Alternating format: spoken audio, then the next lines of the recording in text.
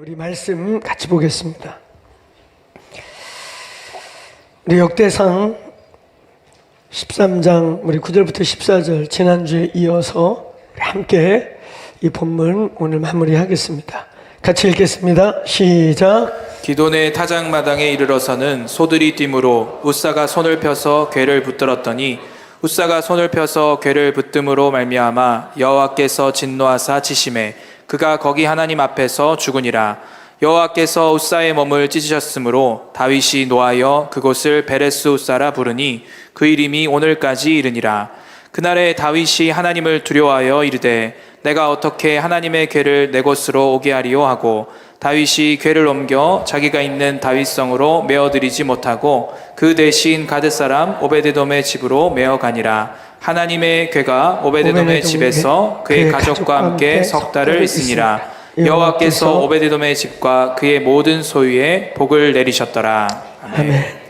우리 참고 구절을 한 군데 더 읽겠습니다. 이 13장에서부터 이렇게 출발한 이 다윗의 장막의 시작이 25장에 가서 어떻게 세팅됐는지에 대한 그 세팅 시스템이 나오는 것이 역대상 25장부터 이제 나오는 것입니다. 어쩌면 요 13장부터 여기까지 시간이 아주 짧게는 15년에서 17년, 조금 노멀하게 학자들의 표현대로 그대로 가면 한 22년에서 25년이 흘러갔을 때, 그래서 다윗이 이 다윗의 장막을 옮길 때가 이제 헤브론에서 예루살렘으로 천도하고 통일 왕국을 시작했을 때, 그리고 저 25장쯤에는 이제 성전, 자기가 정말 건축하고 싶었지만 하나님의 허락지 않아서 성전 건축의 모든 준비를 끝내놓고 설계도를 완성해 갈 25장부터 약 28장까지 이제 이 역대상이 마무리되는 이제 그 부분, 설계도가 끝나고 준비가 다 끝나가는, 그래서 그 시간대를 아주 빠르게는 15년에서 17년 간격으로 보고 좀 길게는 약 20년, 25년, 22년 요 사이로 보는 시간이 흘러간 것입니다. 자, 우리 참고 구절 같이 또 역대상 25장 우리 1절부터 7절까지 큰 소리로 한번 본문을 잘 관찰하면서 읽겠습니다. 시작. 다윗이 군대 지휘관들과 더불어 아삽과 헤만과 여두둔의 자손 중에서 구별하여 섬기게 하되 수금과 비파와 재금을 잡아 신령한 노래를 하게 하였으니 그 직무대로 일하는 자의 수요는 이러하니라.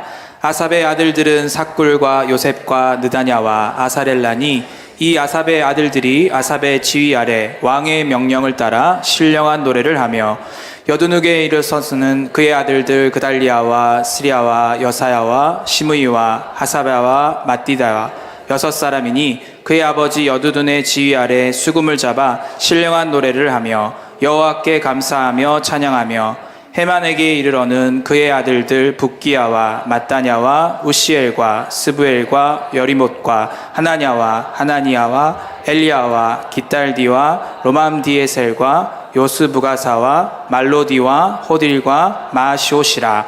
이는 다 헤만의 아들들이니 나팔을 부는 자들이며 헤만은 하나님의 말씀을 가진 왕의 선견자라. 하나님이 헤만에게 14아들과 3딸을 주셨더라. 아들이 다 그들의 아버지의 지휘 아래 재금과 비파와 수금을 잡아 여호와의 전에서 노래하여 하나님의 전을 섬겼으며 아삽과 여두둔과 헤만은 왕의 지휘 아래 있었으니 그들과 모든 형제 곧 여호와 찬송하기를 배워 익숙한 자의 수요가 288명이라. 아멘. 아멘.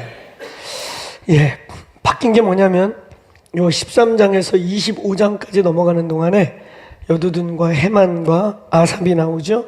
근데 그 13장, 14장, 15장 초기에는 이 사람들이 뭐라고 표현되어 있냐면 노래하는 자 아삽, 헤만, 악기 다루는 자 아삽, 헤만, 그러니까 싱어, 뮤지션으로 표현되어 있어요. 근데 이 사람들이 짧게는 15년에서 20년, 좀 더 길게는 20에서 25년이 흐르고 나니까 뭐라고 표현되냐면 여호와의 말씀을 맡은 선견자라고 바뀌어요. 선견자 아삽, 선견자 헤만, 선견자. 이 선견자라고 하는 것은 우리 구약 성경에 선지자를 표현하는 두 가지의 히브리 단어가 있죠. 하나는 나비라고 하는 가장 일반적인 선지자들을 나비라고 불러요. 근데 요 선견자라고 표현된 요 선지자는 영어 성경에 보면 쓰여 보는 자 이렇게 되어 있는데 저 사람들은 히브리어로 코제라고 합니다. 코제. 표현이 달라요. 근데 이 나비 형태의 선지자들은 예언 활동을 어떻게 하냐면 말씀을 막 묵상하거나 또 기도하다가 어떤 영감이 온 것을 자기 언어나 글이나 이런 걸로 표현해서 하나님의 뜻을 전달하는 거예요. 근데 이 선견자들은 특징이 뭐냐면 약간 이 사람들은 영적인 트랜지션적 분위기로 살아요. 그래서 어떤 때는 현실과 보이지 않는 영적 세계가 같이 존재하기도 하고, 그래서 어떤 때는 현실에 이렇게 있는데 막 얘기를 하는데 보이지 않는 영적 세계를 보면서 그거를 라이브 중계하는 거예요. 그래서 그들을 쓰여라고, 보는 사람이라고 이렇게 말해요. 그러니까 어떻게 보면 나비 형태의 선지자보다 엄청나게 상위 레벨의 그냥 직접 1인칭적 예언과 대언을 선포하는 이런 선지자, 요걸 이제 코제라고 하는, 보다 보편적 선지자보다는 조금 어떻게 보면 더 센시티브하고 더 영적인 부분에 열려서 그래서 어떤 때는 자연계와 영계를 동시에 존재하면서 영적 세계에서 보이는 것들을 그대로 선포하기도 하는 것입니다. 근데 놀라운 것은 이 사람들이 13장, 14장, 15장 이제 다윗의 장막이 출발할 때는 그냥 뮤지션이었고 싱어였고 그냥 여기서 노래하는 자였는데 이게 한 15년, 20년 지나고 났더니 이들이 기도의 집에서 그렇게 산 거죠. 그만큼 예배와 기도만 한 거죠. 그러고 났더니 어느 날부터 씨어가 되고 나비가 되고 코제가 되는 일들이 일어나는 것입니다. 저희 기도의 집에 많은 중보자들과 레위인들이라고 말하는 우리 중보 선교사들, 어떤 자들은 중보자고 어떤 자는 예배자고 어떤 자는 예배와 중보하고 어떤 자는 말씀을 가르치고 이러는 분들 속에서 나비와 코제들이 이 21세기에 일어날지어다. 그리고 또 하나, 오늘 이 본문을 마무리하면서 전제로 둬야 할 것은 25장은 시스템을 설명하고 있어요. 시스템. 왕과 군대 무리들과 신하들과 그리고 이 레위인 무리인데도 레위인들도 질서를 체계적으로 해서 이런 선견자가 있고 그 밑에 신령한 노래하는 자들, 거기 보면 이제 288명의 싱어들이 나오는데 이 싱어들이 그냥 노래하는 사람들이 아니에요. 거기 뭐라고 돼 있어요? 신령한 노래한다. 영어 성경에 보면 이 프로페시아, 이 사람들이 프로페릭 싱어들이에요. 예언적 노래하는 자들. 그러니까 이 싱어 여기서 10년 있고 막 이러다 보니까 예언적인 게 막 선포돼요. 근데 이 사람들도 지 맘대로 하는 게 아니고 고들 위에 선견자들이 존재하고, 이 선견자는 누가 감독하냐? 본문에 보니까, 자 한번 따라해보세요. 이들이 모두 왕의 지휘 아래 있더라. 그래. 아멘. 예, 이것은 신약 성경으로 넘어가면 에베소서 4장 1절부터 어쩌면 4장 전체가 교회 구조인데 정확하게 표현하면 에베소서 4장 11절부터 약 16절까지의 교회의 구조, 교회의 질서, 교회의 시스템을 설명한 것과 똑같습니다. 사도적 리더십의 역할로서 왕이 그 일을 감당하고 사도적 리더 밑에 선지적 은사와 전도자적 은사와 그 다음에 교사와 목자들이 그 권위 아래서 질서가 연결된 것처럼 오늘 역대상 25장도 표현만 다르지 똑같이 사도적 리더십 옆에 역할에 왕이 있고, 이 왕이 선견자들을 감독하고, 그리고 이 선견자들 밑에는 노래하는 예언자들, 신령한 노래하는 자들, 프로페릭 싱어들이 그 안에서 훈련받고 관리되고 존재한다. 자, 크게 한번 따라해보세요. 다윗의 장막의 시스템은 결국 교회 시스템이다. 아멘.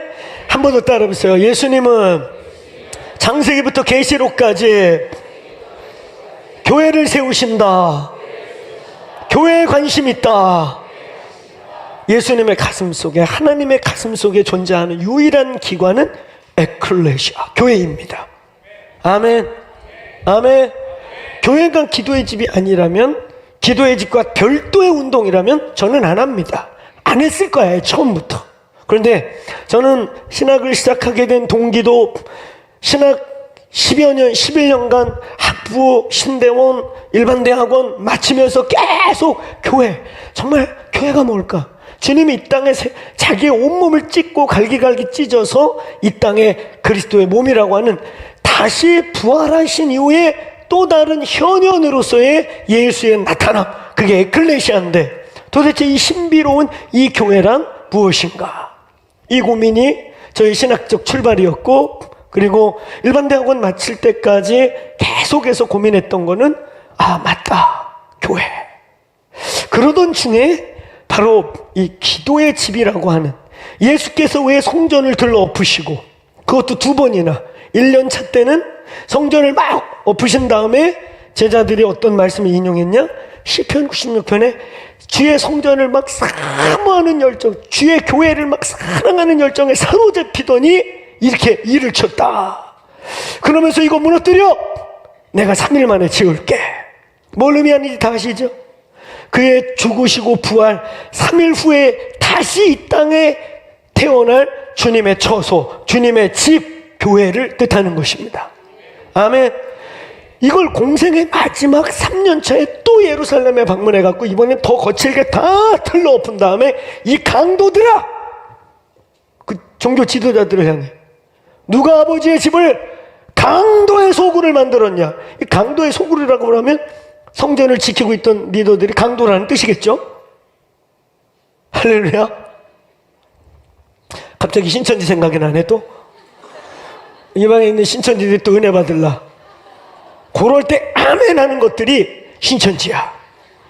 왜냐하면 신천지는 우리 같은 일반 교회를 바벨론이라고 하고 우리 목사들을 이리떼라고 해요.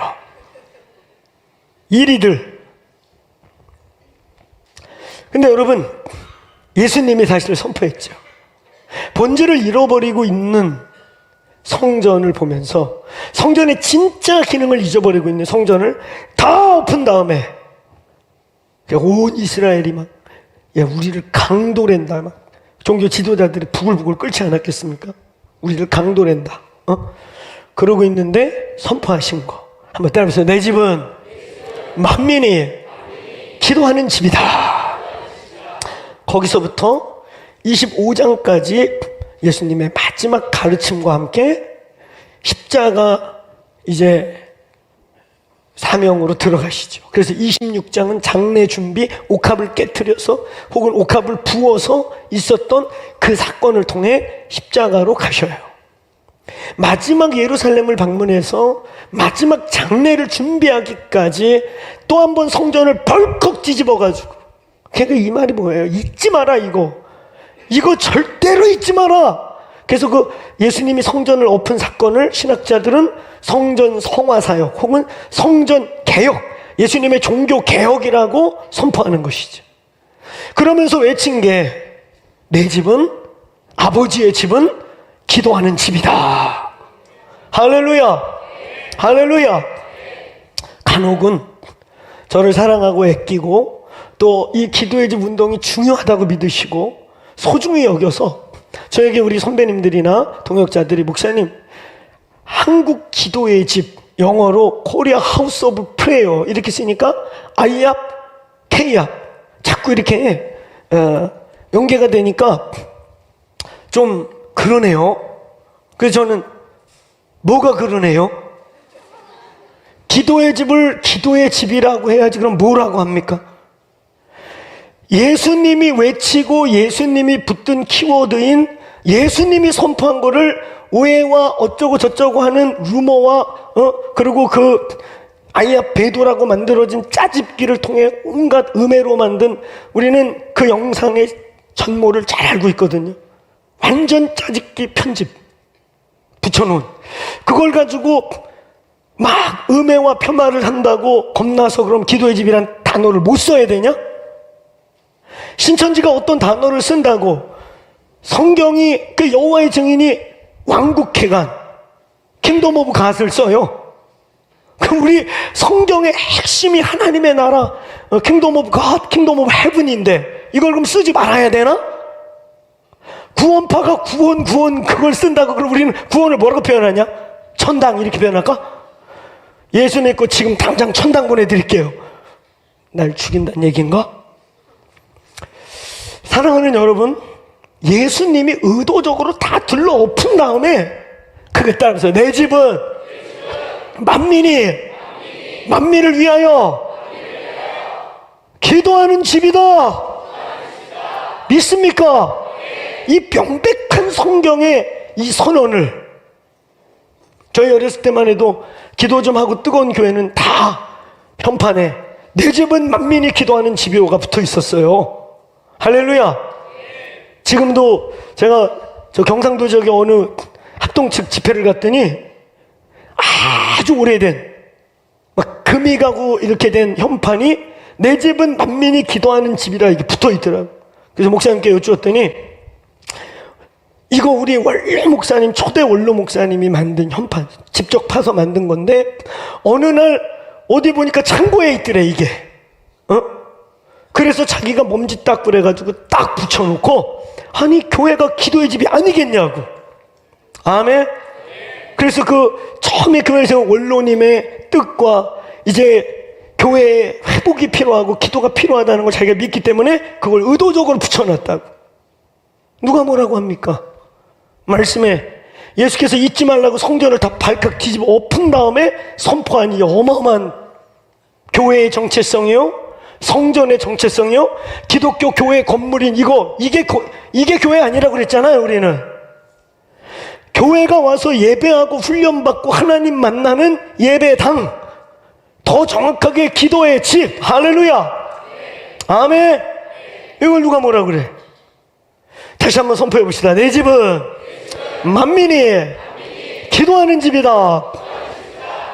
그래서 우리 역대상 13장부터 25장 뒤에 28장 29장까지를 유심히 보아야 하고 그거의 결과물로서 역대하의 성전이 드디어 낙성되고 그 솔로몬 성전에 하나님의 영광이 너무 강력해서 제사장들이 능히 서 있지 못하는 일이 벌어지는 것. 그러니까 여러분, 역대상하의 핵심은 다른 게 아니에요. 성전이에요. 성전. 성전과 성전의 건축과 성전의 드려짐, 그 이후에 성전과의 관계를 통해 이스라엘이 어떻게 하나님과 빗나가는가, 성전이 중심이에요. 역대상하는 역사서 중에 특별히 성전에 대한 이야기예요. 다윗의 장막이 그 안에 아주 계시적으로 중요한 위치를 차지하고 있습니다. 우리는 지난주에 오늘 이 본문을 통해서 오늘 이 역대상 13장 9절부터 14절을 통해 우리는 앞에 9절부터 11절을 지난주에 함께 나누었어요. 그 9절부터 11절의 핵심은 뭐냐면 한번 따라해보세요. 우사의 죽음, 마지막 때, 마지막 때, 타작마당이라고 하는 마지막 때라고 하는 핵심과 그 마지막 때에 여러분 우리는 마지막 때를 다른 표현으로 뭐라고 표현하냐면 한번 따라해보세요. 대전환기. 주님이 오실 때 크고 두려운 날에 Great and Terrible이라고 하는 한편으로는 막 하나님의 영광이 드러나고 예수님 오실 날이 가깝고 선교가 완성되는 날이 다가올수록 하나님이 곳곳에서 엄청난 성령을 붓고 계시는 걸 믿습니까? 믿습니까? 성령의 막 역사들이 나타날 거예요. 아멘. 그런가 하면 위대한 날만 있는 게 아니고 한편에서 막 테러블한 위험천만하고 기독교를 향한 엄청난 도전과 방해와 그냥 이 기독교 가치와 진리를 향한 엄습하는 영적인 도전들이 밀려오게 될 것입니다.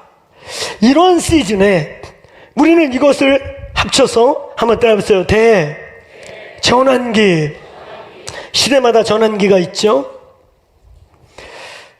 코로나 이후에 전 세계는 또 한 번의 전환기로 지금 급하게 정치, 경제, 코로나가 끝남과 동시에 끝날 즈음부터 시작된 저 우크라이나 전쟁으로 말미암아 지금 대만 전쟁부터 어디서 뭐가 또 터질 것 같은 막 이런, 우리는 지금 내일을 누구도 이렇다 진단할 수 없는 꿈틀거리는 전환기에 살고 있어요.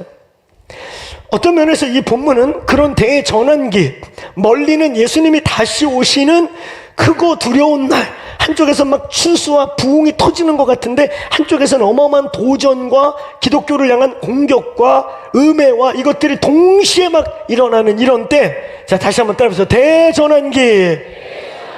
오늘 예수의 이름으로 이 공동체에 속한 모든 자들은 전환기에 승리할지어다. 전환기에 살아남을지어다. 항상 그래요. 역사가 바뀌고 정권이 바뀌고 시대가 바뀔 때 사라져야 되는, 죽어야 되는, 찢어져야 되는 사람이 있는가 하면 우리의 의지와 상관없이 갑자기 등극하고 쓰임받고 나타나는 라이징 스타가 일어날 수 있게 되는 거죠. 오늘 저와 여러분은 전환기의 스타가 안 돼도 괜찮아요. 스타가 안 돼도 되는데 뒤지지는 맙시다. 아멘. 뭐 스타 안 돼도 괜찮아. 근데 생진지 사진지는 구분해서 죽는 길을 쫓아다니는 어리석은 자가 안 되기를 축원합니다. 아멘. 자, 크게 따라서 전환기에 살아남자. 승리하자. 기왕이면 살아남는 걸 넘어서 돌파하고 시대적인 하나님의 통로가 되는 살아남으시길 축원하고 승리하시길 축원합니다. 아멘. 그래서 이 본문 자체가 다윗 시대, 사울 시대에서 다윗 시대로 법궤가 괴짝으로 몸짓 쌓여서 아미나답의 집에서 20년 동안 아무것도 하지 않고 애들이 맨지고 던지고 몸지, 아니 우리 아버지는 왜 저 괴짝을 주워다가, 아니 근데 저거 보고 사람이 많이 죽었다며? 하나님의 영광이 스스로 영광을 감춘 시대에 괴짝같이 존재했던 시대에서 이제 법궤가 깨어나기 시작하는, 할렐루야, 영광이 움직이기 시작하는 사울 시대에서 여호와를 간절히 찾는 다윗 시대로, 할렐루야, 할렐루야, 유다 지파와 함께 12지파 10지파가 10지파 때 2지파로 갈라졌던 시대에서 이제 통일왕국 시대로, 이런 대전환기의 시대에 오늘 한가운데서 일어난 일, 바로 13장의 일. 우리는 11장부터 13장까지의 대전환기의 가운데 있는 12장 32절을 꼭 기억해야 한다 그랬어요. 한번 따라해보세요. 시세를 알고 마땅히 행할 바를 아는. 오늘 이 교회가 시세를 합시다. 시대를 보는 지혜와 계시가 열립시다. 그래서 눈치 보고 머리 쓰는 게 아니라 이건 마땅히 여호와께서 이때 성령이 교회들에게 하시는 음성이다. 그래서 마땅히 붙잡을 것을 잡는 교회가 되기를 축원합니다.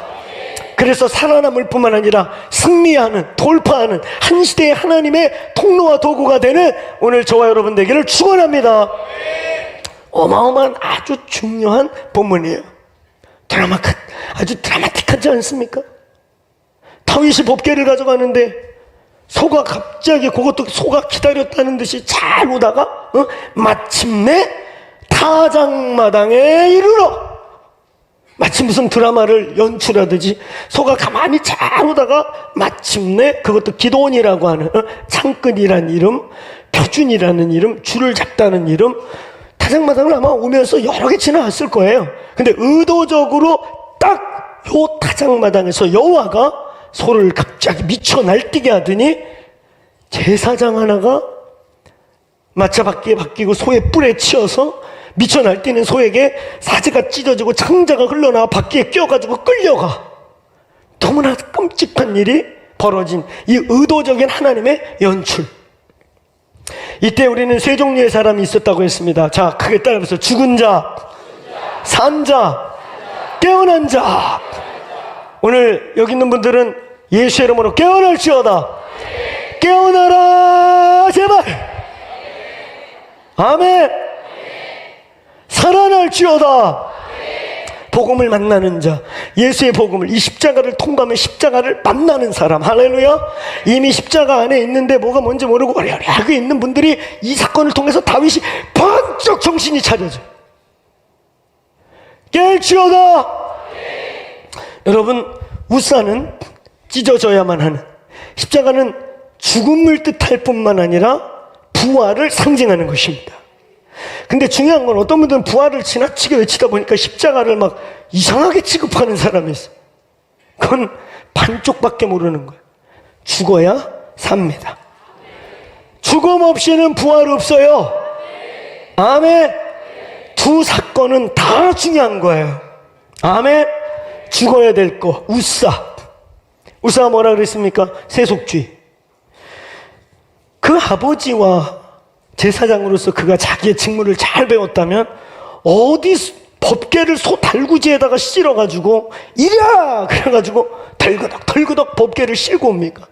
근데 이게 어디서 왔다고요? 그가 늘 보고 배운, 예배를 배운 게 아니라 늘 보고 배웠던 블레셋 사람들의 신상을 옮기는 방법. 그냥 블레셋의 방식을 그대로 가져다가 아무 생각 없이 그 일을 저질렀어요. 세속주의. 사랑하는 여러분, 저희 교회뿐만 아니라 저와 여러분 안에 우리도 모르게 보고 배운 대로 우리의 삶에 습관되고 익숙해져서 이게 하나님의 것인지 세상의 것인지가 구분조차가 안 돼가지고 섞여버린 게 있다면 예수의 이름으로 빠질지어다. 아멘. 세속주의가 들어오면 자연스럽게 인본주의가 돼요. 법궤가 오늘부터 괴짝이 되는 거예요. 하나님이 죽은 하나님이 되고 하나님의 지혜보다는 말씀의 진리를 믿음으로 움직이기보다는 합리성, 효율성, 효율적 가치, 그럴싸한 이 사람의 아이디어가 교회와 우리의 삶을 지배하게 돼요. 저는 합리적인 거 좋아하는 사람이에요. 무식하게 뭔가를 막 하기보다는 개수해보고 따져보고 평가해보는 사람이에요. 그러나 주의 말씀이 그렇다 하고 주의 음성이 들려오면 저의 합리성과 저의 머리형과 모든 걸 멈춥니다. 아멘. 그리고 복종하기로 결정을 해요. 복음이 효율성입니까? 합리성이에요. 효율성으로 말하자면 여기 있는 저를 포함해서 누가 그 위대한 하나님이 죽어서 자기를 갈기갈기 찢어서 사실만하다고 말할 수 있겠습니까? 창조주 하나님께서 인간의 비참한 모습으로 와서 벌거벗겨서 피조물들에게 온갖 조소와 참소와 그 비참함을 다 당하면서 그래도 저는 그만큼 값집을 할 만한 사람이요 라고 누가 교만하게 당당하게 효율성으로 복음을 내 자신과 내 죄의 문제와 효율성으로 논할 수 있겠습니까? 아무도 없어요. 아멘? 아멘? 효율성으로 말하자면 그분이 여기 있는 저를 위해 죽으신 건 엄청난 낭비입니다. 보통 낭비가 아니에요. 사기당하셨어요, 예수님. 제가 얘기했잖아요. 나 주님의 기쁨 되기 원한다고 어느 때까지 연락이 불렀는데 이제 그거 안 부르기로 했다고. 나 주님의 기쁨 될 수 없어요. 포기했어요. 은혜로 삽니다. 주의 은혜입니다. 오늘 문정혜 목사가 그리스도인의 사중직임이자 사중정체성에 대한 얘기를 했어요. 너는 택한 족속이고 왕같은 제사장이고 거룩한 나라고 그의 소유된 백성이고. 아멘. 택한 족속, 구원의 단계, 왕같은 제사장, 중보자와 복음을 전하는 그런 직분적 정체성. 그 다음에 하나님의 나라, 이건 이제 구원 이후의 사명적 정체성. 할렐루야. 근데 오늘 메시지 들어보니까 내 설교 들을라 저 설교 들을라 아주 복잡했어요. 안 들으려고 그러는데 자꾸 귀가 가는 거 있잖아요. 제가 웬만하면 우리 사역자들 설교를 다 모니터하니까 모니터에 의해 피드백은 식구와 상관없이 냉철하고 비참하게 저도 그렇게 받아요. 우리 서로 그렇게 하기로 했어요. 그런데 이 귀한 빛으로 그 본문이 보니까 맨 끝이 그의 소유된 백성이요. 청지기적 신분. 결국은 이걸 다 이룬 다음에 정점에 가서는 뭐가 되느냐? 청지기가 되는 거예요. 주님 이게 다 내 게 아니에요. 아멘. 이 고백을 하기 시작할 때 비로소 귀한 빛으로 들어가는 사람들이 당신들 볼 때 예수님이 이렇게 살았겠죠? 예수님이 이런 분이시겠죠? 라고 말할 수 있는 귀한 빛에 들어가라. 아멘. 그래서 이 땅에서 성화를 넘어 영화적 삶에 입문하다가 그 부활에 참여할 때 이 사망의 바이러스가 우글우글한 몸을 벗어버리고 영화가 이루어질 때. 할렐루야. 여러분, 그렇게 볼 때 저와 여러분을 향해 예수께서, 그 창조주께서 인간의 몸을 입고 갈기갈기 찢겨서 우리에게 갑집을 했다는 건 여기 있는 누구와 비교해도 그분이 허비입니다. 허비. 그런데 저와 여러분을 사랑함으로 허비라고 요만큼도 생각 안 하시고 자기 목숨을 조금도 아끼지 아니하시고 오늘 저와 여러분의 갑집을 하신 사건이 십자가입니다. 그래서 그게 아가파오라고 하는 것입니다. 인간이 머리로 헤아릴 수 없는 사랑인 것입니다. 오늘 이 교회 합리적인 거 좋고 냉철한 거 좋고 혼미한 거보다 분별하는 거 좋아요. 난 그런 거 좋아해요. 그러나 오늘 복음을 합리성과 효율성, 이런 인간적인 것으로 평가하지 마시기를 축원합니다. 하나님의 나라는 효율성, 합리성으로 절대 진행될 수 없는 나라인 것입니다. 아멘. 여러분, 십자가는 반드시 죽음이 있어야 부활이 있는 것입니다. 아멘. 그래서 우리는 우사 얘기를 하면서 이 제단이 오늘 연희교회와 다른 이 무대, 여기가 무대가 될 것이냐 제단이 될 것이냐, 콘서트가 될 것이냐, 월십이 예배가 될 것이냐, 퍼포먼스가 될 것이냐, 우리를 드리고 태우는 희생이 될 것이냐. 저희가 그날 예배에 따라 이게 봉헌자가 나오잖아요. 나온 분이 오래 서 있을 수 있어요. 그러나 예배가 깊어지면 오래 서 있는 거야. 빨리 나와. 나 올라와서 예배 시작하면 나와. 끝날 때 맞춰오려고 하지 말고 빨리 드려지면 좋지 않아요? 오래 드려지면 되잖아. 할렐루야. 근데 제가 최근에 하나의 합리적인 비밀을 하나 알았어요. 그걸 우리 장로님 중에 한 분이 만드셨거든요. 너무 간절히 정성껏 만들다가 고급 나무를 써갖고 되게 무겁대요. 그래서 다음에는 좀 싼 걸로 하시겠다고. 그래서 들고 있는 분들이 점점 갈수록 진짜 희생을 막. 나는 그 표정이 드림의 표정인 줄 알았더니 무게의 표정이었더라고. 그래서 이제 빨리 더 나와. 그래서 십자가를 경험하세요. 여기서 이걸 뒤로 지셨겠지. 사랑하는 여러분, 죽는 일이 먼저 있어야 됩니다. 그 죽는 십자가를 아느냐 모르느냐, 십자가를 통과했느냐 안 했느냐, 십자가가 나에게 의미가 있느냐 없느냐에 따라 여기는 스테이지가 될 수도 있고 콘서트가 될 수도 있고 퍼포먼스가 될 수도 있어요. 근데 그 십자가를 아느냐에 따라 여기는 하나님의 불이 떨어지는 제단이 될 수도 있고 하나님께 우리를 드리는 월십이 되기도 하고, 퍼포먼스가 아니라 나를 하나님께 드리는 예배자들이 한 번 한 번의 예배를 위해 기도하고 금식하고 콘티를 위해 날밤을 새고 이틀 3일을 막 고민하고 올라오는 희생이 될 수가 있는 것입니다. 십자가를 통과하라. 아멘. 우리는 이 본문을 통해 지난주에는 잊으시면 안 됩니다. 두 가지. 다장마당이라고. 하나님이 교회를 기도의 집으로, 하나님께서 다윗의 장막이라는 키워드를 다시 불러일으킬 때, 다윗이 죽은 뒤에 약 200년 뒤에 아모스가 예언하고, 아모스가 죽은 뒤에 약 800년 뒤에 야고보 사도가 이게 교회다!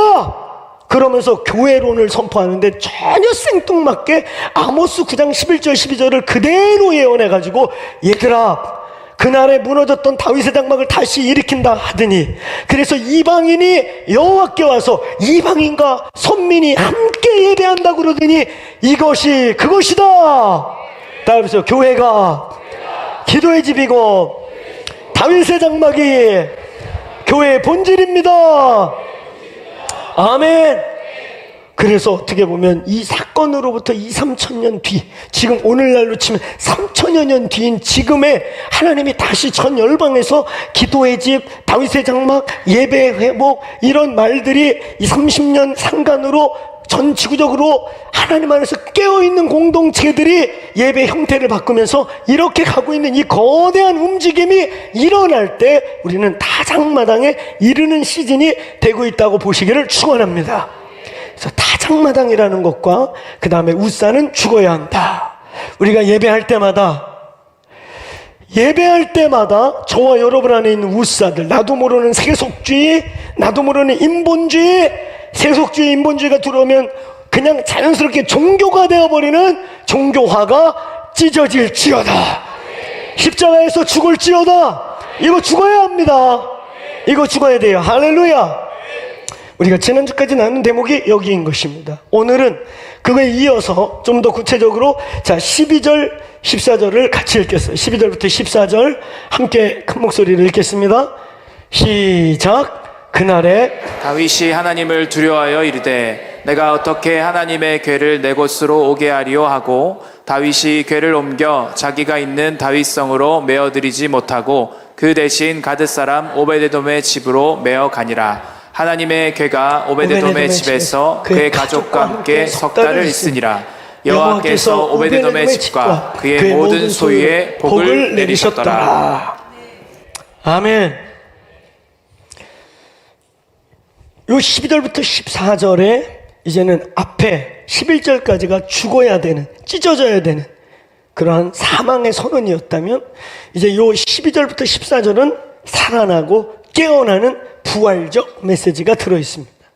특별히 12절에 이 사건을 지켜보고 이 사건의 주인공인 다윗이 여호와께 질문을 하죠. 여호와여, 내가 어떻게 법궤를 그러면 가져오리까? 이 법궤를 가져가는 게 당신 뜻 아니었습니까? 이 법궤를 가져오는 것이 축복 아니었습니까? 이거 하나님의 영광 아니에요? 그러면 딜레마에 빠져요.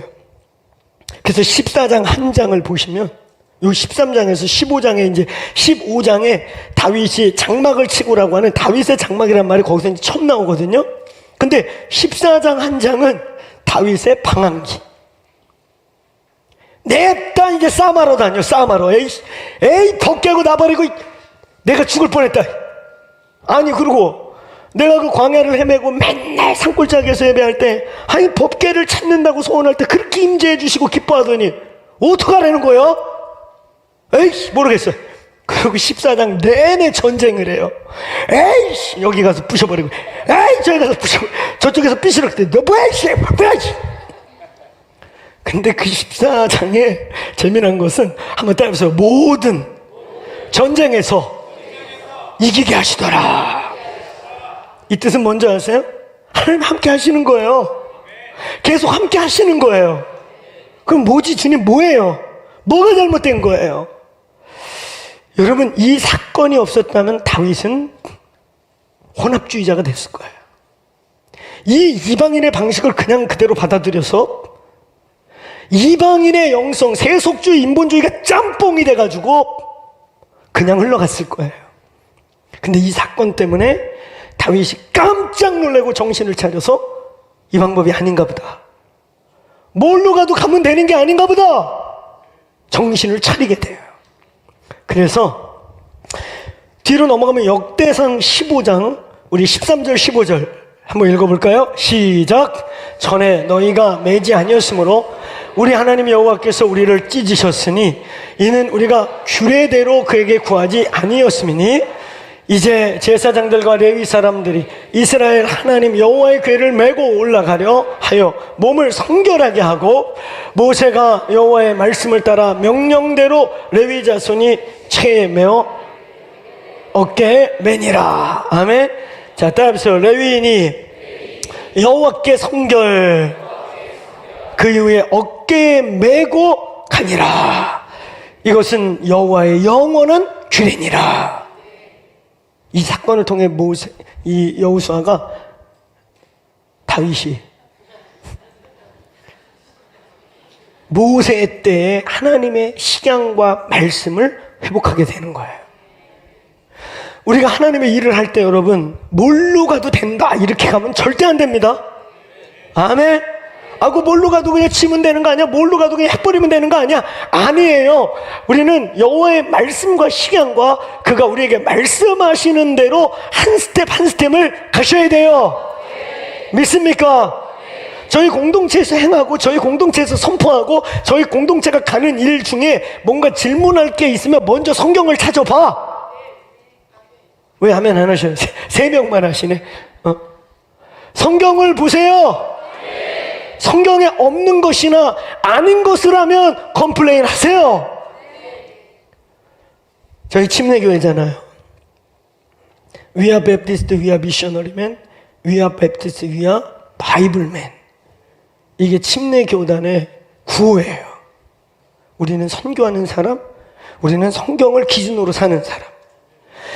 그래서 침례교 안에는 여러 지류가 있어서 여러 신앙 고백서들도 있고 칼빈과 루터의 고백서를 참고하지만 가장 결정적인 결론은 침례교도들은요, 성경에 뭐라고 돼 있어.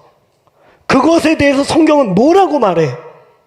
그러니까 저희 공동체에서 이번에 우리 8월 15일 날 재침례식 했잖아요. 그쵸? 하신 분들 좋았죠? 여러분이 막 펑펑 우시더라고요.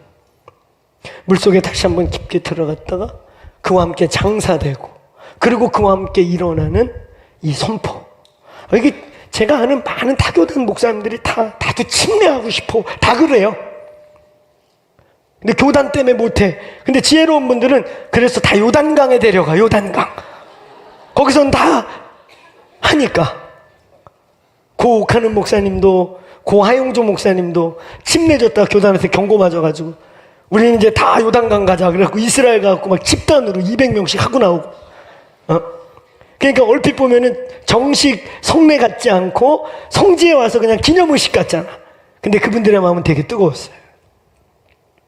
원래 성경이 그렇게 돼 있으니까 성경이 베프티즈마, 베프티조, 베프타이징이 뭐예요? 잠구다. 이런 뜻이니까. 아니 그게 복음이 표현되지 않습니까? 여기다 이렇게 찍! 이 뭐예요? 씻은 것도 아니고 그러게 한 바가지를 부어. 한 바가지를 부어서 쫙 흘러내려서 씻었다. 찔끔. 그것도 제가 장로교에서 담임할 때 2년 유아세를 줘봤다고 했잖아요. 주다가 꼭 때려쳐. 왜냐면 그때 한 애가 이렇게 안고 오더니 목사님 깨기 전에 빨리 주세요 그러더라고. 그래서 나도 깨기 전에 얼른 주려고 물을 딱 찍는 순간 얘가 얼마나 짜증나겠냐. 자는데 그죠? 자는데 여기다 물을 딱 찍어 바르니까 얘가 얼마나 짜증나. 눈을 딱 뜨더니 발광을 그래서 난 아무리 생각해도 그 자식이 복음을 부인한 것 같아요. 좋다고 발광한 것 같지 않았어. 왜 발라 이씨! 막 이러고 내가 허락했는데 네가 왜! 막. 그래가지고 하도 발광해서 얼른 들고 나갔어요. 그래서 내가 그 사건을 곰곰이 생각하다 안 해! 우린 침례 줄 거야. 그러고 내가 안 했어요. 왜냐면 그 교회가 나중에 침례교로 바꾼다고 했고 어차피 침례교로 갈 거니까 침례 준다고. 그 침례 줬어요. 2년 뒤부터. 뭐 찍어 바르든 당구든 세례나 침례가 구원은 아니에요. 구원을 받고 신앙을 고백한 자들이 공교회적 선포와 본인의 신앙 고백과 십자가에 참여한다는 선언일 것이죠. 아멘? 근데 이거를 설명하는데 지금 또 생각이 나네. 그제 죽으심과 이거를 찍는 것보단 담그는 게 좀 그렇다. 그죠? 표현이. 물론 이게 제가 침례 얘기할 때마다 생각나는 우리 청년 하나 있다고 그랬잖아요. 그 침례식을 펜션을 빌려갖고 했는데 우리 그때 평창이 없을 때니까 펜션을 빌려갖고 했는데 그 펜션 사장이 물을 입기려고 침례를 본 적이 없는 거예요. 물을 요만큼 받아놨어. 그래가지고 일단 아침에 사역자 저한테 뒤지게 혼나고 점검을 했어야지요. 아니 몇 가지 받아달라고 했는데 이래놨네요. 네가 봤어야지. 일단 사역자 1차 깨지고 할렐루야. 그리고 이제 침례를 주는데 담궈야 되잖아. 그러니까 완전히 쪽 뻗어야 되는 거예요. 그러니까 줄 때마다 무릎 깔으세요. 그래가지고 이게 물이 얕으니까 여기는 눌렀는데 무릎 피세요. 그럼 진짜 쪽 뻗어야 돼. 그러니까 완전히 죽는 거 표현하긴 괜찮더라고. 쪽 뻗으니까. 근데 한 녀석이 문제가 생겼어요. 지금까지도 우리의 논란의 대상. 그때 136kg 나간 형제 하나가 왔는데 얘는 쪽 뻗었는데 배가 안 들어가. 그래서 우리는 얘가 침례를 받은 걸로 쳐야 되는 것이냐, 나중에 깊은 곳에 갈 때 다시 와야 되느냐. 그 논란이 결론이 안 나는데 그래서 그런지 이 녀석 아직 헤매. 안 죽었어. 그래서 다음부터는 깊은 데다 배까지 집어넣기로 했어요.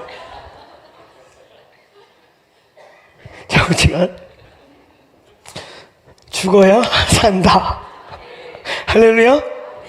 여러분, 우리 침례교회는 교조가 칼빈이 루터가 뭐라고 했냐를 참고는 하지만 가장 결정적인 건 성서신학적으로 주경학적으로 본문을 씨름해서 본문에서 결정을 보는 교단입니다.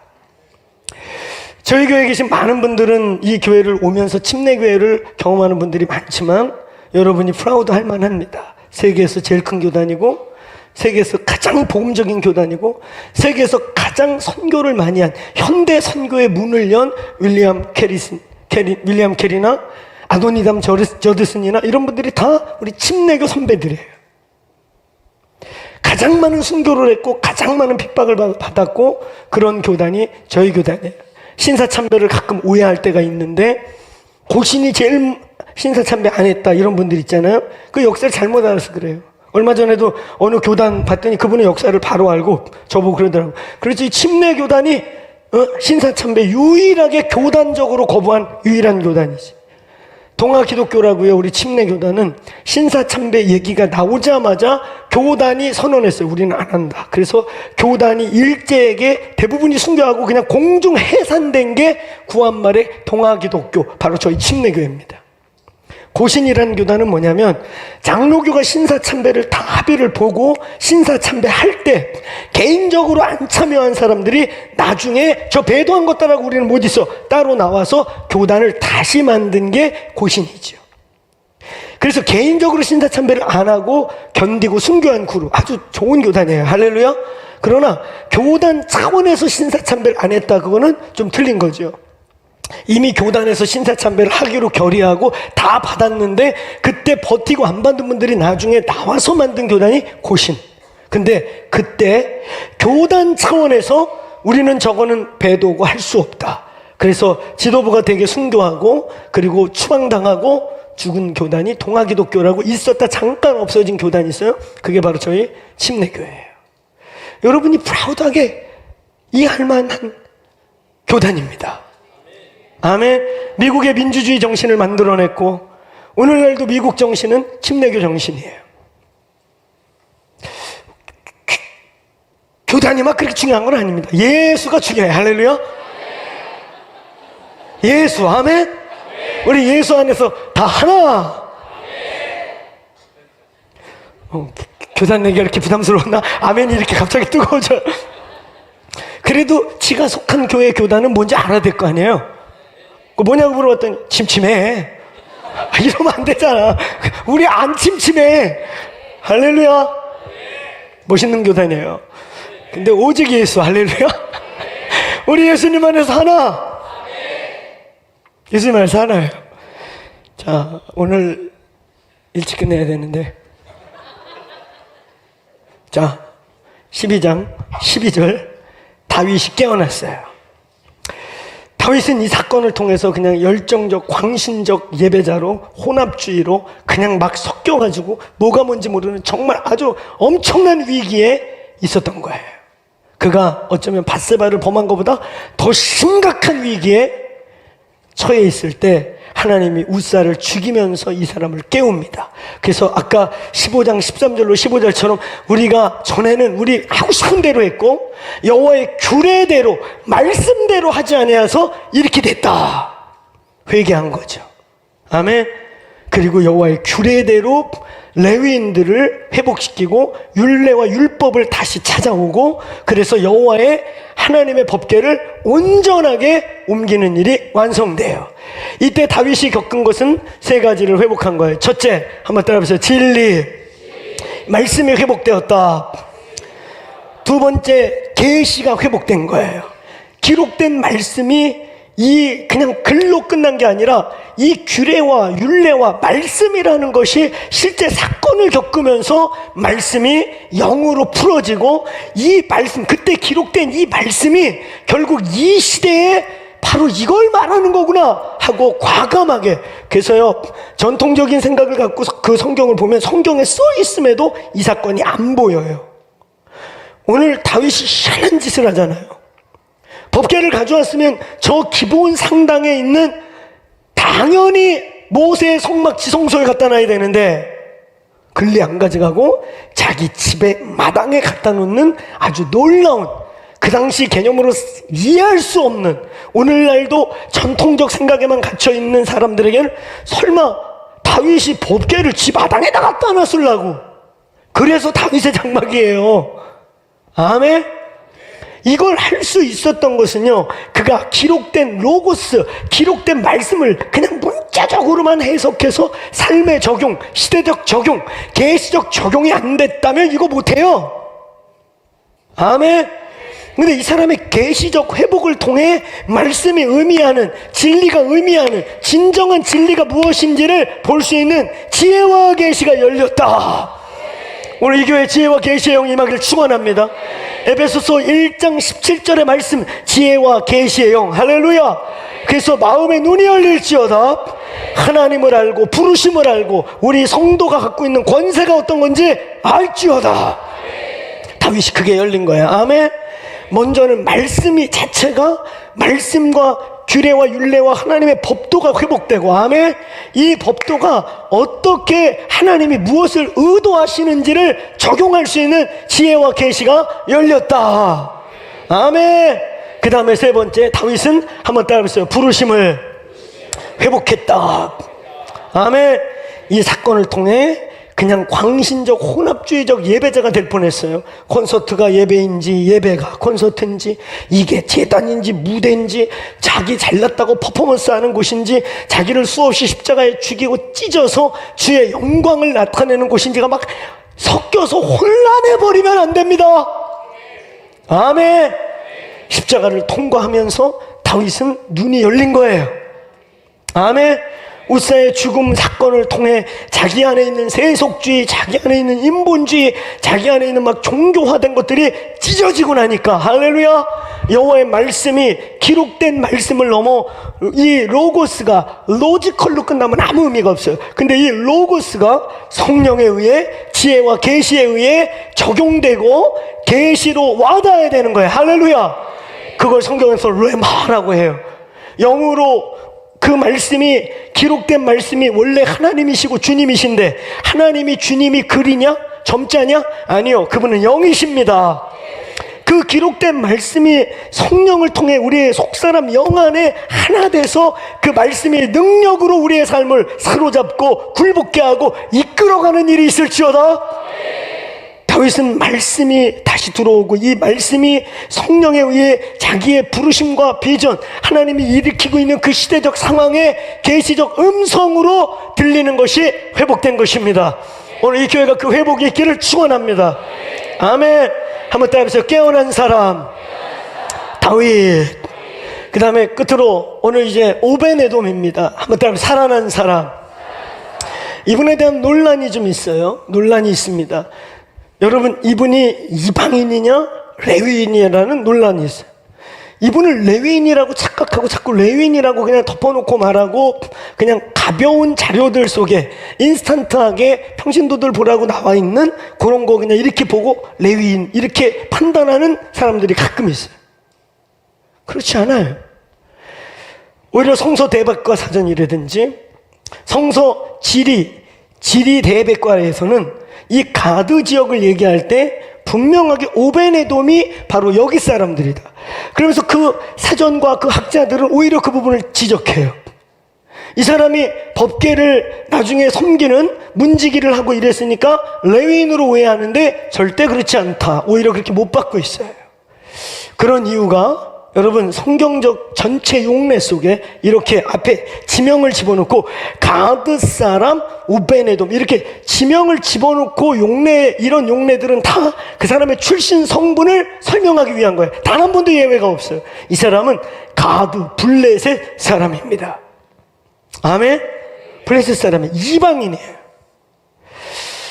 그 다음에 또 하나의 오해는 가드자 들어가는 몇 지역이 있어요. 가드 림몬, 가드 깃딤, 뭐 이런 가드자 들어가는 이스라엘 영의 두세 군데가 있어요. 근데 거기에는 실제로 고라 자손들이나 레위인 일부들이 모여 살던 촌락이 있었습니다. 근데 이건 가드 림몬이 아니에요. 의도적인 가드 사람 오베네돔.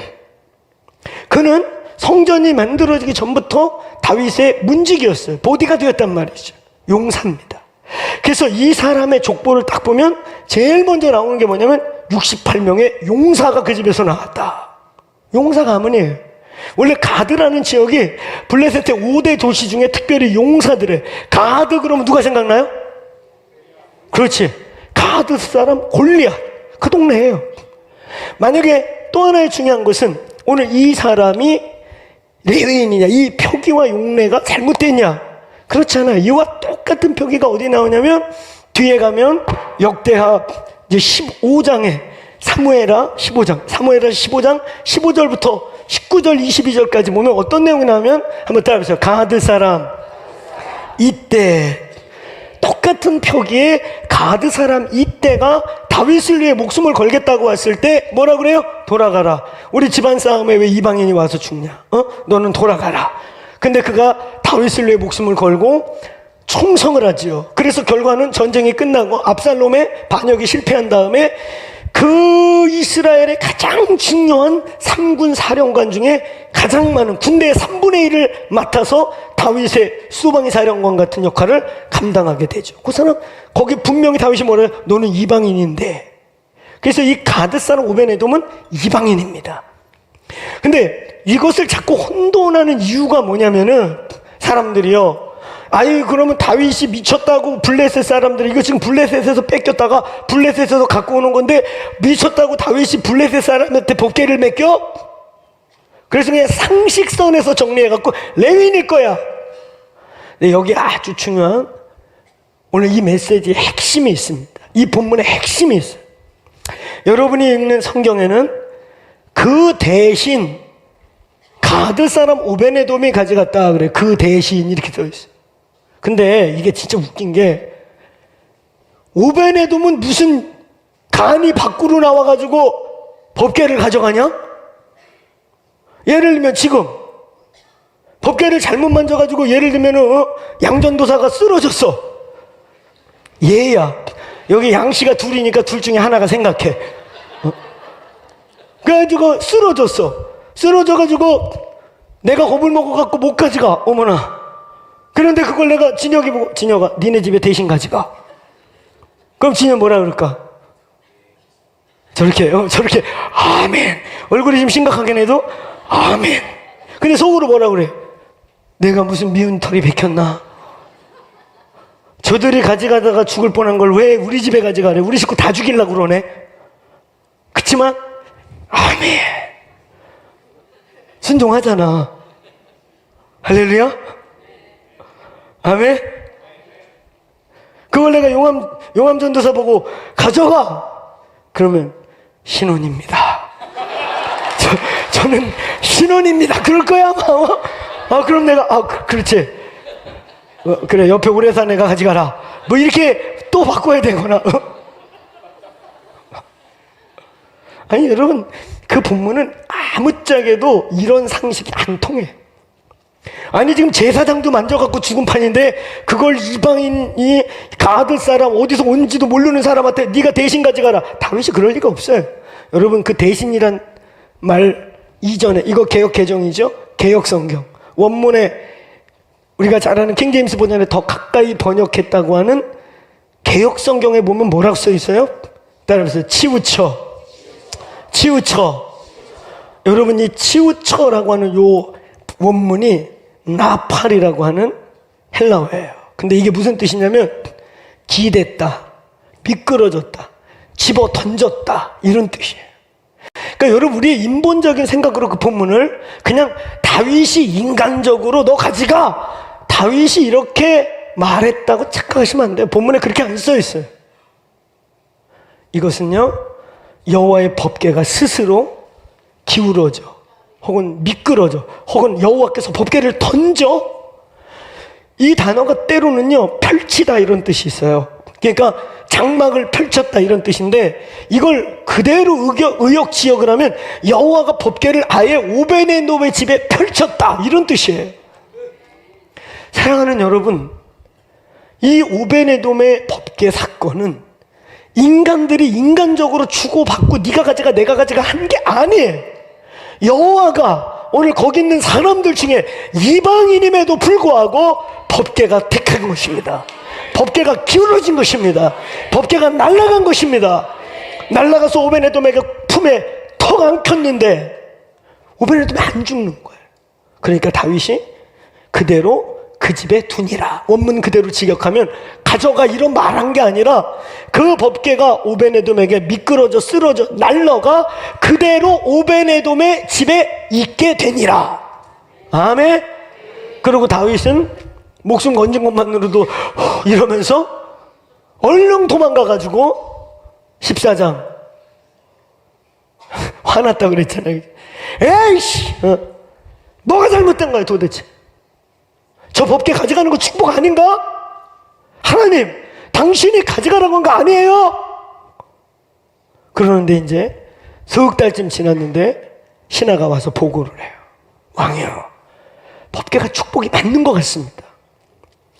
그 법궤가 오베네돔의 집에 들어갔는데 좌우지간 무슨 복을 받았는지 어떤 방식으로 받았는지 모르는데 석 달 만에 온 이스라엘에 소문이 날 만큼 복을 받았나이다.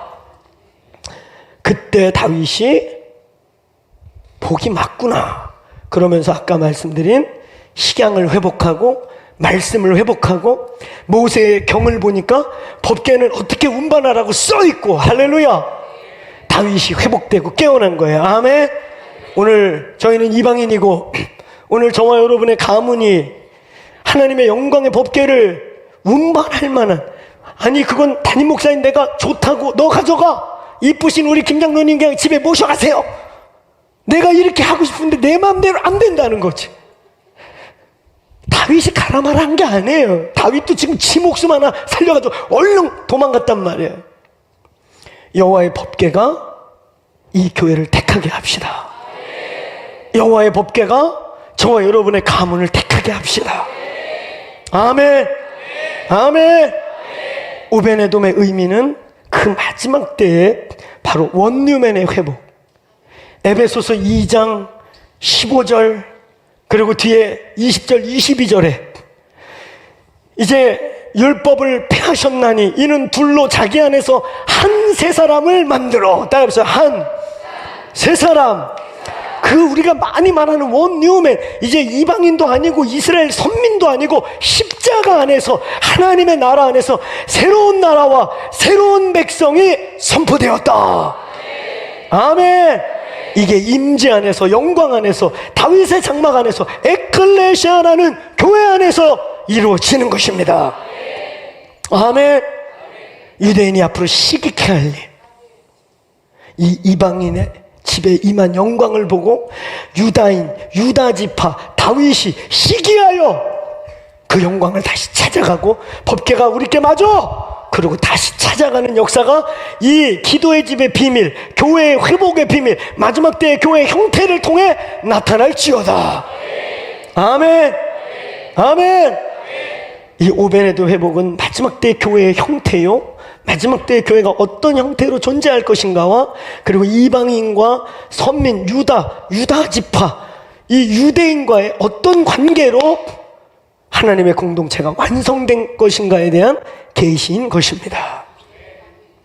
사랑하는 여러분, 우리가 DT를 섬기고 있습니다. 엄청난 갑지불을 하고 희생을 하고 물신양면으로 쏟아붓고 저희 공동체와 함께 또 온라인으로 여러 저희 교회 교인이 아님에도 불구하고 이 하나님의 임재가 감사해서 섬기고 물질을 희생하면서 여러 섬기는 자들과 함께 이 일을 섬겨가고 있어요.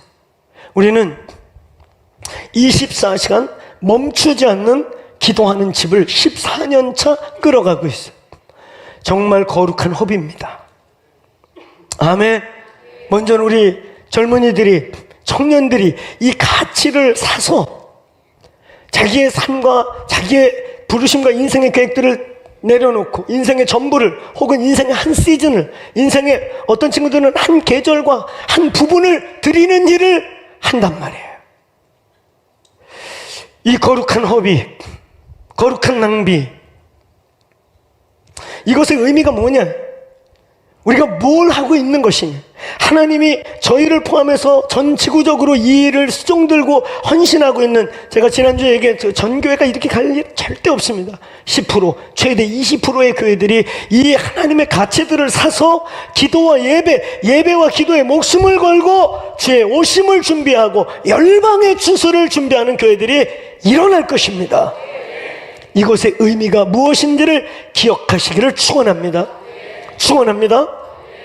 사랑하는 여러분, 오늘 이 본문, 저희 공동체가 이 3000년 전 사건, 이 사건을 오늘 야고보 사도의 계시 선포 이후에 또 2000년이 지난 이후, 그리고 또 시간이 흘러서 진젠도르프 백작과 함께 모라비아냐라고 하는 그들이 한쪽에는 멈추지 않는 기도와 예배, 이것을 했더니 결과적으로 나온 게 선교라고 하는, 그 당시에 누구도 가르쳐주지 않았던 열방을 선교하는 선교의 하트가 부어지는 일이 시작되고, 아멘. 이 두 가지가 진행되기 위해 하나님이 진젠도르프의 가문을 계속해서 블레싱하고 축복하고 이런 진젠도르프들을 일으켜서 하나님의 나라가 여기까지 오게 하고, 오늘 이 일이 시작되고 주님 오실 때까지 멈추지 아니하기를 축원합니다. 축원합니다. 우리 끝으로 그림 하나 보고 기도할 것입니다. 저희 교회가 성전과 성산이라는 것을 선포하고 있죠. 성전은 바로 24시간 멈추지 않고, 꼭 24시간이 아니더라도 센터, 우리 이렇게 모두가 모이는 바로 중심의 역할을 하고 있는 센터 처치를 의미하기도 하고, 바로 거기서부터 하나님의 나라가 임해요. 성산은 뭐냐? 바로 저와 여러분의 일터와 집과 가정. 제가 구호 그러면 우리 교회 어디 있습니까 하면 여러분이 우리 집의 삶의 자리에 나의 부르심의 자리라고 말하는 것을 우리는 성산이라고, 흩어져 있는 작은 교회들, 흩어지는 작은 성전들, 아멘. 그걸 통해 교회가 완성되고 하나님 나라가 이루어지고, 그래서 결국 기도의 집, 모이는 기도의 집이냐? 흩어져서 여러분의 일터에서 하루에 한 번, 하루에 두 번이든 집에 기도에 주님의 임재 처소를 마련하고 기도하고 예배하는 흩어지는 기도의 집이냐? 이렇게 그 일에 헌신하기로 풀타임, 파트타임, 협력 모여서 여기에서 24시간 혹은 하루에 몇 번 그 센터에서의 기도의 집이냐? 흩어져 있는 기도의 집이냐? 문제지 결국은 교회를 세우는 것입니다. 아멘. 저것을 다른 그림으로 바꾸면 저 그림이 이 그림이에요. 자, 저 성전이라고 하는, 우리로 치면 24시간, 우리 이쪽에서는 데이2와 나이워치, 그래서 16시간을 커버하고 있고, 평창은 지금 데이1과 데이2, 그래서 거기도 낮 중심에 이제 16시간을 커버하고 있고, 여기는 밤이 그쪽에서는 멈추고 이쪽에서 이제 밤 시간이 이어지면서 나이트워치와 데이2가 이어지고, 그래서 우리는 양쪽에서 24시간이 이어지는 걸 저걸 성전이라고 해요. 근데 저 성전은 어떤 곳이냐?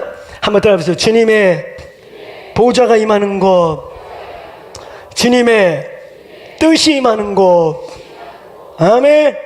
그래서 우리가 이렇게 함께 합심해서 모이고 여기에 와서 주중에 기도하고 예배할 때 이 자리에 주님의 보좌가 임하고 하나님의 뜻이 임하고 이 레위인들을 통해 예언적 선포가 일어나고, 할렐루야, 또 이 종들을 통해서 말씀으로 메시지들이 선포될 때 하나님의 뜻이 내려오는 곳, 할렐루야, 바로 보좌 상징하는, 지성소를 상징하는, 그래서 성전. 아멘. 근데 이게 끝이 아니에요. 오늘 성산이라고 하는 여러분의 삶의 자리, 각각의 기도에 쳐서 기도의 시간, 여기 올 수도 있지만 때로는 여러분의 일터와 그곳에서 기도하는 일을 시작할 때, 할렐루야, 성전에 임한 하나님의 이 임재가 저와 여러분을 통해 만물 안에 임하게 되는 거예요. 아멘. 에베소서 1장의 교회, 만물 안에서 만물을 충만케 하는 교회가 저와 여러분을 통해 이루어질지어다. 그런가 하면 저 성전은 에베소서 2장의 교회, 모퉁이 돌이 되신 예수 그리스도로 말미암아 우리가 오늘 서로 연결되어 그리스도께서 거하실 처소로 지어져 가느니라. 아멘.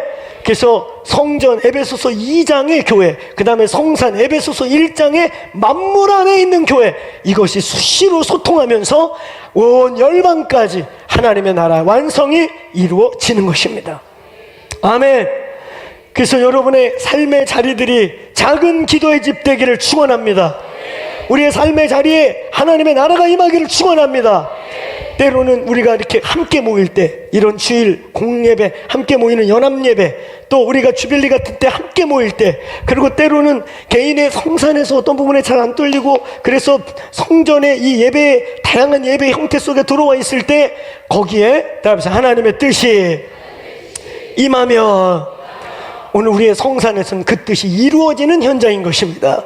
여기는 하나님의 뜻이 임하는 자리, 방향 제시 받는 자리, 위로받고 훈련받는 자리, 그리고 보내심 받는 자리, 그리고 여기에 임한 하나님의 뜻이 우리의 삶의 모든 자리에서 이루어지는 자리. 오늘 저와 여러분의 가정과 삶과 삶의 자리에 하나님의 뜻이 이루어질지어다. 아멘. 그래서 결국 우리는 하나님의 나라가 완성되고 이것이 한국을 넘어 열방까지 흩어질 때 하나님의 온전한 통치와 다스림이 완성될 줄로 믿습니다. 우리가 하고 있는 일은 단순히 프로그램이 아니고 캠프가 아니고 여름 휴가의 그냥 패밀리 캠프가 아니라 바로 저것을 압축해서 하나님의 나라가 임하게 될 줄로 믿습니다. 그래서 이제 내년에 저희들이 5,000명을 생각하고 준비하고 있습니다.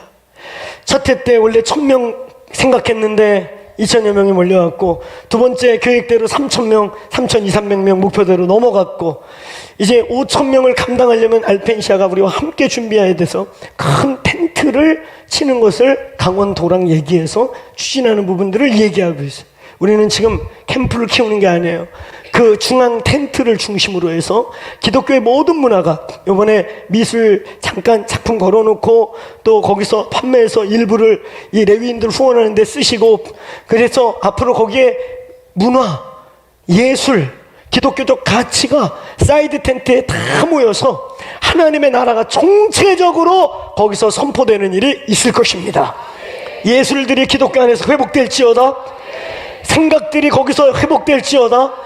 그래서 어느 면에선 어느 시점에 거기는 선교대회이면서 열방을 함께 생각하고 열방을 함께 기도하면서 오늘 그러면서 동시에 거기는 주님의 보좌를 모시는 하늘의 뜻이 내려오는 곳이 될지어다. 그리고 거기서 3박 4일 동안 기도하고 예배하고 다양한 기독교적 문화를 겪으면서 우리의 삶의 모든 자리로 이 하나님의 임재와 뜻이 풀어질지어다. 아멘. 이것이 지금은 평창에서 시작되지만 도시마다 일어날 것이며 열방에서 일어날 줄로 믿습니다. 그래서 하나님의 나라가 거대하게 하나가 돼서 주의 오실 길을 예비하는 위대한 일이 되고 있음을 믿으시길 바랍니다. 자리에서 일어나겠습니다. 오늘 자리에서 일어나면서 우리 끝으로 마태복음 26장 13절 말씀을 함께 읽으며 기도하고 싶어요. 마태복음 26장 13절 시작. 내가 진실로 너희에게 온 천하 이 복음이 전파되는 곳에는 이 여자가 행한 일도. 아멘. 사랑하는 여러분, 예수님의 오심이 가까울 때 이 교회가 남들이 알아주든 못 알아주든 행했던 이 일이 그 주님의 오실 때의 복음이 증거될 때 그 복음의 증거 통로를 위해 누구누구 가문이 이렇게 쓰임을 받았대. 그 모라비안이라는 애들이 다 죽을 뻔했는데 진젠도르프라고 하는 그 사람의 가문이 그들을 받아들여서 그냥 야누스의 패거리로 끝날 뻔한 게 모라비안이라고 하는 한 시대의 영적인 획을 긋는 무리가 되었대. 오늘 여러분의 가문의 네이밍과 하나님의 나라가 함께 가는 자들이 일어나기를 축원합니다. 축원합니다. 이 공동체의 희생과 헌신, 우리의 믿음에 내딛는 이 걸음이 어느 날 하나님의 나라와 다시 오실 주님의 때가 가까울 때 부흥의 이야기를 할 때 이 여자의 이야기와 같이 크로스처치 성도들이 갑집을 해서 이게 이루어졌대. 진젠도프라고 하는 귀인이 그의 모든 것을 들여 하나님의 나라를 세워서 모라비안이 생겼대. 세계 현대 선교가 시작됐대. 종교개혁이 일어났대. 저와 여러분의 이름이 사람에게 유명해지려고가 아니라, 제가 얘기했어요. 내가 나눠줄 수 있는 게 아니라, 오늘 여호와의 법궤가, 오늘 여기 있는 어떤 사람의 인생, 오늘 여기 있는 어느 가문의 그 집안의 히스토리 속에, 여기 있는 이 교회를 향해 법궤가 던져지기를 소망하십니까? 그 법궤가 저와 여러분의 인생에 던져지기를 웰컴하시겠습니까? 던지면 받으시겠습니까? 어떤 주석에서는 이 오베네돔의 사건을 이렇게 말하고 있습니다.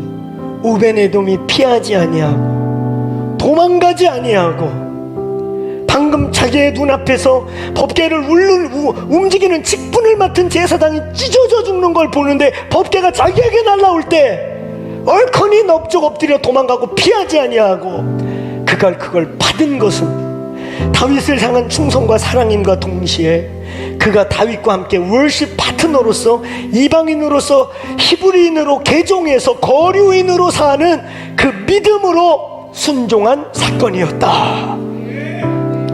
사랑하는 여러분, 이 공동체, 대한민국의 크고 잘나고 유명한 교회에 비하면 우리는 아무것도 아닌 공동체.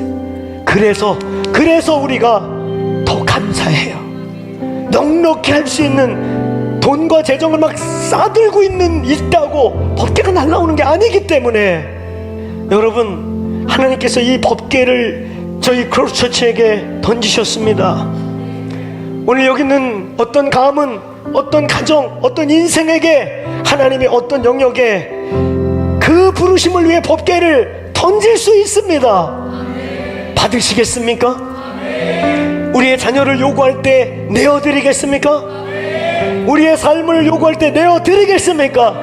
그 법궤를 덜썩 끌어안겠습니까? 오늘 시간 우리 두 손 들고, 여러분, 우리가 두 손 들매 의미가 있다고 했죠. 선포의 의미, 찬양의 의미, 그리고 손바닥을 보인다는 건 당신을 경외하고 경배한다는 뜻과 함께 항복합니다. 나 기브업합니다라는 뜻이. 저는 오늘 이 세 번째 의미에서 우리의 손바닥을 여호와께 폈으면 좋겠어요. 하나님, 우리 힘으로 할 수 없습니다. 그러나 우리에게 소원이 있습니다. 우리에게 능력이 없습니다. 그러나 하나님, 환영하겠습니다. 그 법궤를 피하지 않고 넙죽 엎드려 숨지 않고 정면으로 죽을지 살지 모르겠으나 받겠습니다. 받으시겠습니까? 이 법궤를 끌어안겠습니까? 저는 어제 아주 영광스러운 자리에 갔다 왔어요. 감리교단이 100년 기도회를 시작했습니다.